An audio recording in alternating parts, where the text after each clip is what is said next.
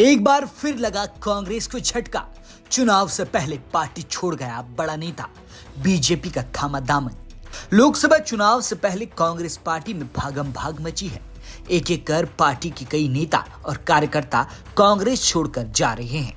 ऐसे में ये चुनाव कांग्रेस के लिए मुश्किल होता जा रहा है। बड़े बड़े नेताओं का पार्टी छोड़कर जाना जारी है।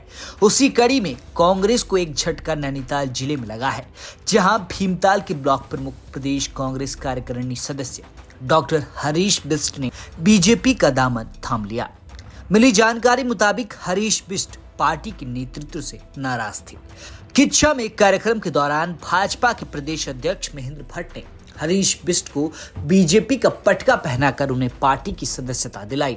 ऐसे में कांग्रेस के लिए इस चुनाव में बड़ी मुसीबत खड़ी हो गई है।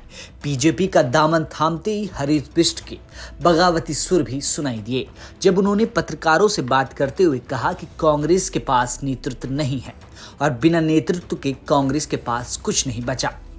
सब कांग्रेस छोड़कर भारतीय जनता पार्टी में शामिल हो रहे हैं।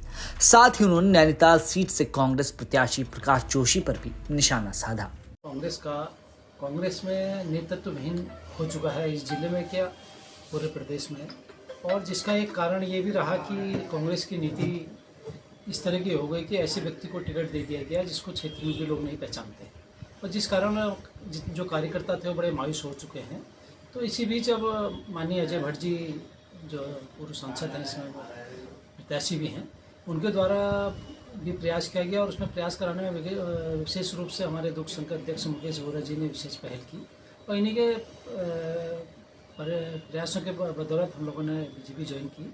और बीजेपी ज्वाइन करने का ये है कि जब कांग्रेस में कुछ बचा ही नहीं, मैं देख रहा हूँ कि कांग्रेस में कुछ बचा ही नहीं, लोग छोड़ के इसलिए जा रहे हैं कि वहाँ नेतृत्वहीन हो चुका है, और इसलिए हमने आज बीजेपी को सदस्यता ली। तो प्रदेश अध्यक्ष माननीय महेंद्र भट्ट जी इच्छा आए थे और उन्होंने वहाँ पर हमें सदस्यता दिलाई। और जो हमारे साथ के लोग हैं, अभी ये नवीन पलविया जी ने और कुंदन फौजी जी ने अभी ज्वाइन किया है, और जो बाकी के हमारे ग्राम प्रधान हैं, बीच मेंबर हैं या जिला पंचायत मेंबर हैं या पूर्व प्रधान हैं, वो लोग आगामी कोई तिथि हम तय करेंगे, उसमें वो लोग सभी लोग ज्वाइन करेंगे। कांग्रेस पार्टी इस वक्त चुनाव के साथ साथ पार्टी के अंदर हो रही लड़ाइयों से भी लड़ रही है, लेकिन दोनों जगह परिणाम कांग्रेस के खिलाफ आ रहे हैं।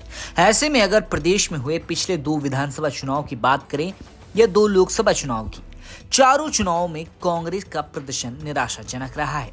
ऐसे में इस बार कांग्रेस के लिए ये चुनाव अपनी साख और अस्तित्व बचाने के लिए महत्वपूर्ण है, लेकिन पार्टी से लगातार नेताओं का जाना पार्टी को जमीनी तौर पर कमजोर कर रहा है। वहीं दूसरी ओर बीजेपी में जहां नेता एक के बाद एक शामिल हो रहे हैं, तो संगठन और मजबूत बनता जा रहा है। हालांकि बीजेपी के कई नेता इससे खुश नहीं हैं। कांग्रेस के वो नेता उनकी पार्टी में आ रहे हैं जिनके खिलाफ वो कहीं पर भी मोर्चा खोल दिया करते थे। ऐसे में उनकी नाराजगी भी दूर करना संगठन का काम बन जाता है। बहरहाल कांग्रेस के लिए चुनाव से पहले कई चुनौतियां पैदा हो गई हैं। अब क्या वो इन चुनौतियों को पार करके इस चुनाव में कोई चमत्कार कर सकती है, या फिर नतीजे इस बार भी रिपीट होने वाले हैं? कमेंट करके जरूर बताएं। हल्द्वानी से राहुल सिंह के साथ ब्यूरो रिपोर्ट, उत्तराखंड तक।